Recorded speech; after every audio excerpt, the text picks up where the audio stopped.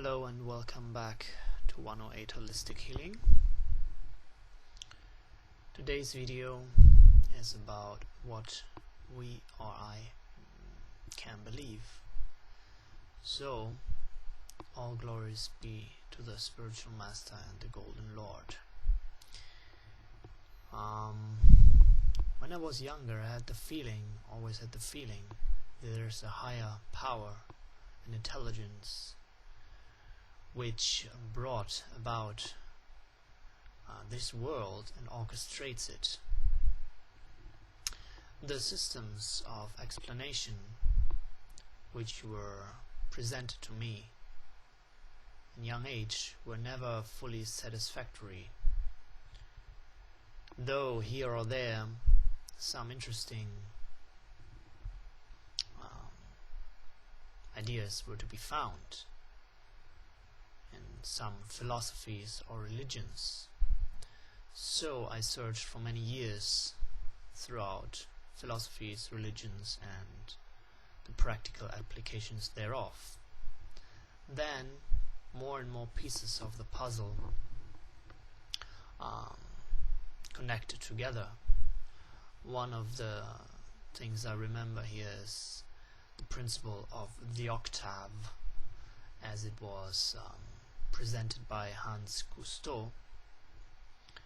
So, and more or less at the same time also I read a book which is coming from Native American tradition, the teachings of Grandfather as told by Tom Brown Jr. So he's describing the path of the heart, and following his meditation I got reconnected with the great spirit or God, Goddess.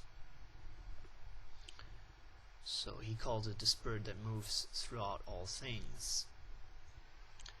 And over the years, and with more in-depth study and meditation of the subject matter, I came to the point where I'm convinced that life comes from life,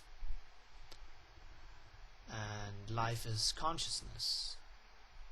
Will and energy together bring about creation according to desires of the Creator.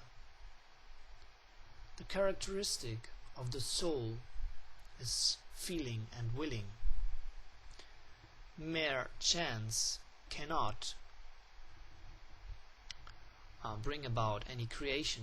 This is already scientifically proven, and there are also quite a few videos on the subject matter on YouTube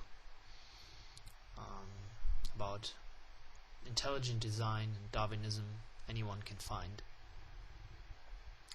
Furthermore, I have good reason and feeling to believe that in the core of our existence there is only one religion, and this religion is pure transcendental love. This is trying to say we are tiny digits of eternal consciousness, parts of the great consciousness. Our eternal nature is therefore as parts to serve the whole in selfless love, which is of course only becoming possible if we are really becoming independent of gross and fine bodies, or gross and subtle bodies, and submit to the will of the whole, of the Supreme. So to illustrate this, we can give the example of the hand that can only be healthy when it serves the whole body and feeds the body with good food. If the hand wanted to exist without the body, it would surely die. So, momentarily, or in this moment, we are in a condition of false self-identification with our material coverings, this human body.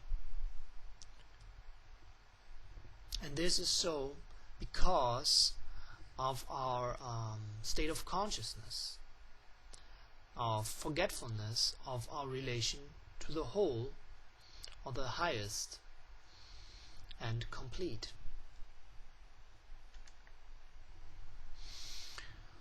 So, to give some more explanation of the above, we can understand the body as a car or a cart.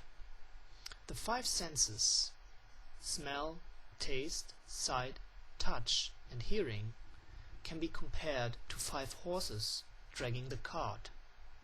The mind, or thoughts, are the charioteer with 5 reins in his hands, one for each sense. And it says yes or no, left or right. The intelligence, which is making plans to be for the goal of achieving happiness, is instructing the mind according to the self-identification of the self, of the conscious being or the soul, which is sitting in the cart, and thus the intelligence is directing the mind to go in different directions. The soul is just a guest in this body, in this cart, and has only a very limited control over the body. As it is said, the mind is willing, but the flesh is weak, and it's more difficult to control the mind than to control the wind, etc. So, when consciousness is leaving a body, it's not anymore filled with soul, or it's dead, even though, of course, during the process of decomposition, countless microorganisms do their job inside the body, and these microorganisms are also souls like you and I, just in a different body, for example of a bacteria, and accordingly with a different or lesser consciousness. It's less spread, the consciousness. It can be compared, for example, to having earplugs and having taken some drugs that dull the mind. So this body of the bacteria is not allowing the consciousness to flourish or to bloom. So, but as the consciousness is the source and the spring of every existence, so this consciousness exists also after leaving the gross body, and the subtle body, which is consisting of mind, intelligence, and the self-identification or ego, is carrying the soul now to the next womb, according to the development of its self-identification or consciousness, so as to enable further development. And this is going on and on and on until the living entity is understanding itself in such a way as it has always been in its core of existence and will always be, and is really understanding itself. And when it is prepared to accept its eternal nature, then it will be lifted on a plane of consciousness which is its eternal home, and there it can